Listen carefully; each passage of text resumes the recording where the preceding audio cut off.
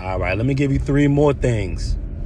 There is the Gangster, the Gangsta, and the Gangstarr. Follow the chain of command. There's the Gangster, the Gangsta, and the Gangstarr. What is gangsters? Organized crime, white collar crime, high level crime that's untouchable. What is Gangsta? Blue level crime that is very touchable. You can't trust the man selling next to you. You can't trust this one. Can't trust that one. You know, people were setting each other up in the mob too as gangsters, but on a gangsta realm, that's when you get a lot of snitch talk. There's a lot of this person ratting, that person ratting. You didn't hear about as much as of that among the gangsters as you do with the gangstas in the hood, the thugs. And then finally, you have the Gangstarr. Now, it is exactly who I'm alluding to. Your gurus of the world. You know, these are people who, by themselves, they represent a whole crew. The uniquely individual. The one who's solid and traveling solo. They fly solo. They can fit in with any group. And they can blend in well. They understand the streets. They understand the underworld. They have a wide array of knowledge in that realm.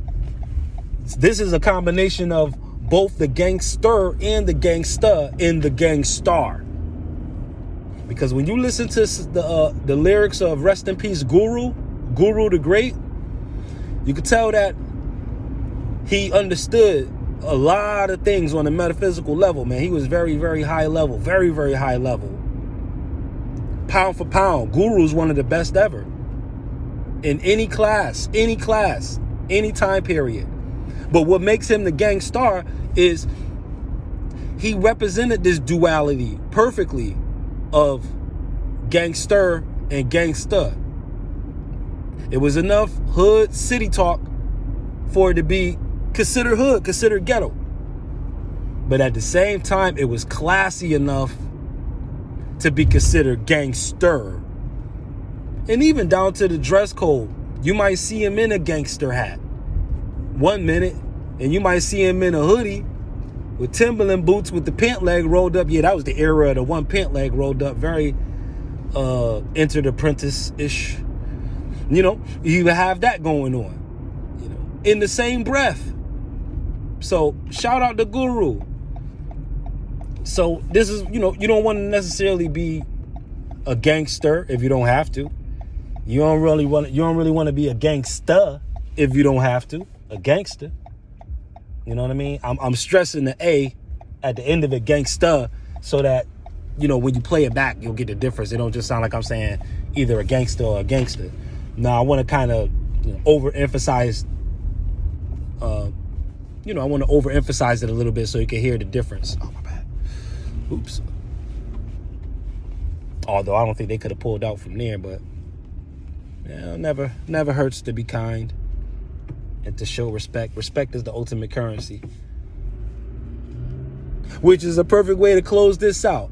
Yeah, it takes respect to be able to travel between the realms of the gangsters and the gangsters.